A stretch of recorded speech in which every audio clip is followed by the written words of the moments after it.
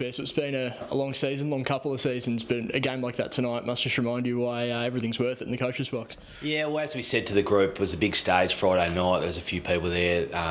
Great game of footy to watch. The intensity and the pressure was outstanding from both sides. I don't think it's obviously we finished 6th and 7th, but the stand of the game, was really good, and hopefully it's a sign that both Clarence and North Hobart are going to really put some heat on the guys in the finals 5 next year going forward. So it's just nice to come away with a win really at the end of the night. A lot of club people back at the ground tonight. A lot of people have been coming back throughout the year, I know as well, to see off a club legend in OIlie Di Venuto in that fashion. To see everyone racing into the rooms afterwards, it was almost back to the halcyon days of North Hobart football. Yeah, it fills your heart. Like, Ollie's just been unbelievable for this club. I was just saying in the rooms, he first played here in 2003 as a 19-year-old, and to be able to still be running around out there and holding his own, I can't thank him enough. The players can't thank him enough. Like, he's really bought in. He's educated them on how to play football, and he'll be sorely missed on the field, but off the field I'm sure we'll find a role for him. Just touched on it before, the intensity and the pressure of the game. The last 10 minutes really did feel like a final. The last half really did, I suppose. How are you feeling, first of all, in the coach's box? And was it a sense of relief in the rooms after the game with all the boys as well? Probably in the rooms, obviously. Relief's probably not the right word for them. There was definitely a sense of relief in the box. I did laugh when Craig said that I'm very calm. If you had seen me with about a minute to go, I wasn't too calm. But, that's why you do it. It's a pressure industry, and, it's just nice that we're able to get over the line at the end. So hopefully we can keep building on a win like that, and such a close game. And obviously we've lost a couple of really close ones this year, so it's nice to finish on the right side of the ledger. That first half was a really intense football, probably not aesthetically the best football we've seen all year, but the second half really broken open in that third term, particularly with Colin Garland. I guess his performance tonight just highlights why he's been such an asset when he has played this year. He's clearly the best forward in the comp. Probably, to be honest, just before half-time, we kicked 3-9 in the first half. If we'd have kicked a bit straighter, we could have put the game to bed, but we let them hang in. Obviously, we kicked the first 2 of the second half, and then Clarence went on a roll and kicked, I think, 4 in a row. Rubok got hold of us a little bit. So, it was a good game. Like, they were able to slingshot when they eventually did win the footy, but we had a lot of the footy in our territory inside 50. We just weren't able to capitalise, but we just did enough in the end. What was it in that third term that you think really was able to break the game open? I guess the first half probably not giving the best delivery to Colin heading inside, but the third term it seemed like every time he went in there he looked really dangerous. Yeah, well, the last 7 weeks we've played one-on-one footy, so whether that means we end up with 7 forwards or 8 forwards, we don't have any spares over the ground, and particularly in the first quarter and a half, we're at some stage we had 6 backs versus 4 forwards, and they were able to really be smart around the ball. Clarence had 1 extra stoppage and 1 was floating back in front of Cole, which, if we get isolation for Cole one-on-one, there's just no one that can beat him. And fortunately in the second half we're able to do that. I think yourself and Jez have both touched on it the last month or two, that these two teams are 2 clubs that, particularly in junior football, have really developed a strong rivalry in recent years. These guys now playing senior footy really did see 2 young, exciting teams on the rise, and plenty to look forward to in the years to come after tonight's showing. Yeah, absolutely. I mean, they're a proud club as we are, so it'd be good to continue to watch the development of both clubs. It'd be great to see former players tonight back at the ground, not just from North Hobart, from Clarence. Obviously, the under-13 finals before us, so a lot of their old senior premiership players hung around. So just be good to just keep creating a rivalry with Clarence. Obviously, they've been a successful side in the last 20 years down here. So, wasn't long ago they were dominating the TSL. So it won't be long, because Jez is a very good coach. It won't be long till they're back up in the finals, where they've been part of for the best part of every year in the State League. I guess tonight's game probably a good indication of the development that a lot of guys have had. A couple of years of consistent senior football now. Sam Caswell's, Callum Kirkpatrick's of the world really look to be not just capable of playing at the level, but really strong, solid TSL players now.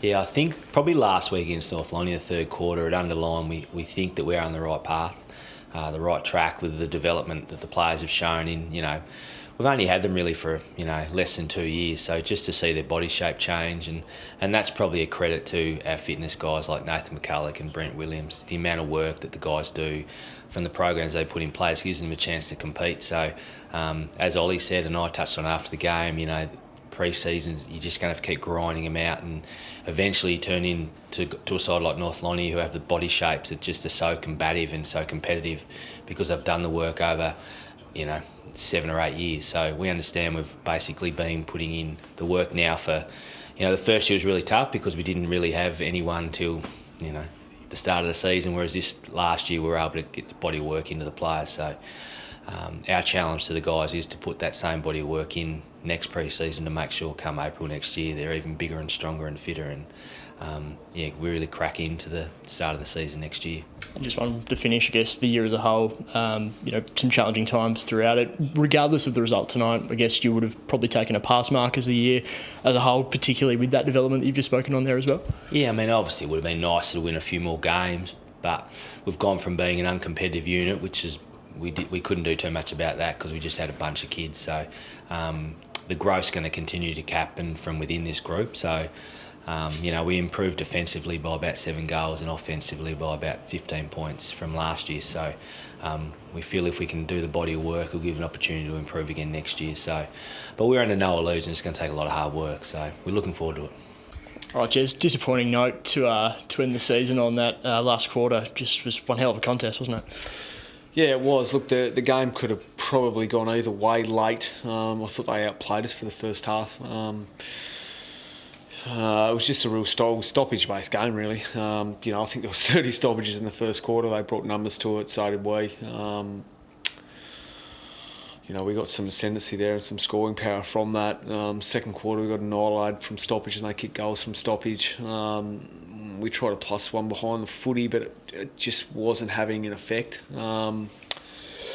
Sort of Brady or myself, and they were manning us up and we couldn't create turnover off that. Like they were winning stoppage and maintaining possession, hitting the scoreboard. So, then at the start of the third quarter, they just annihilated us for the first 10 minutes from stoppage, and to the boys' credit, they hung tough, and then we sort of got a really good run on from that. Probably overused the ball a couple of times when we had momentum. We sort of 1, 2, 3 handballs, got away from the contested phase, and then when we lifted our eyes, we should have hit that target. We just used that extra handball a couple of times. Thought we did that through the second quarter when I think we got a goal up.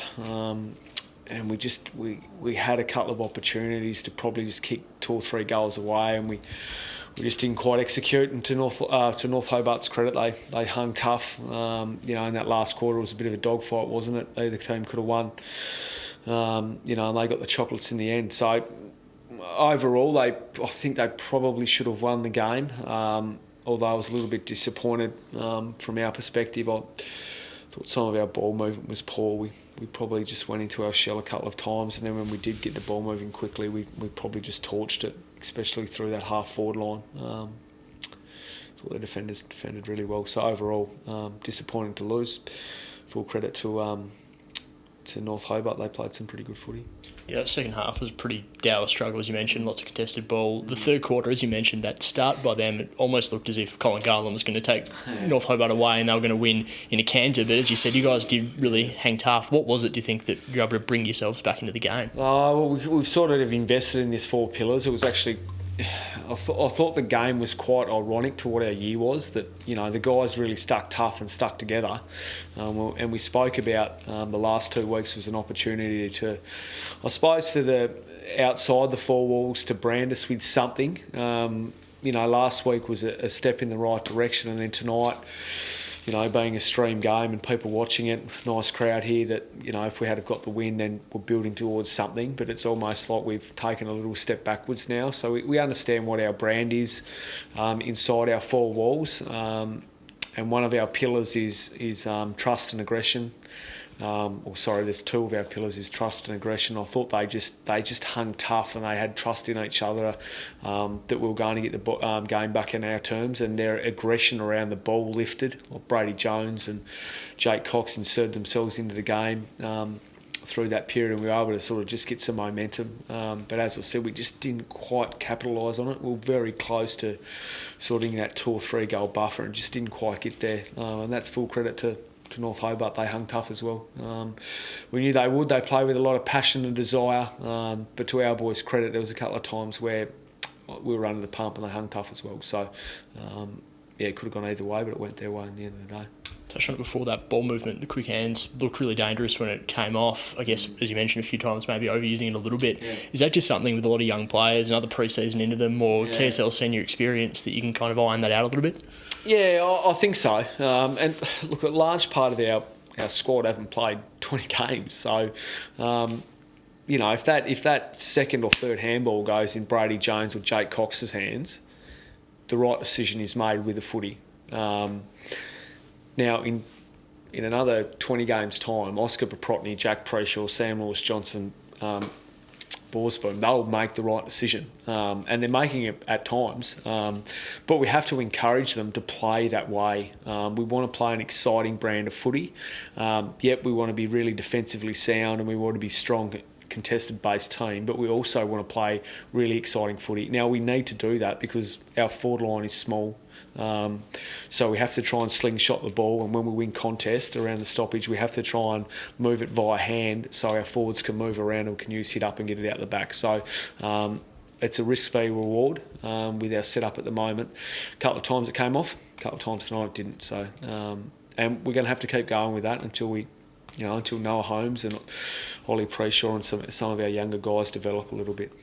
You mentioned a couple of those guys there, but I thought Zach Bushner did some really good things tonight. He looks to really be settling into that defensive role. Yeah, we threw Bush everywhere in the first 8 weeks of the season. Like key back, running back, inside mid, ruck, key forward, half forward. We just threw him actually everywhere. But we settled him down half back, as a key position / third tall, and he's been outstanding.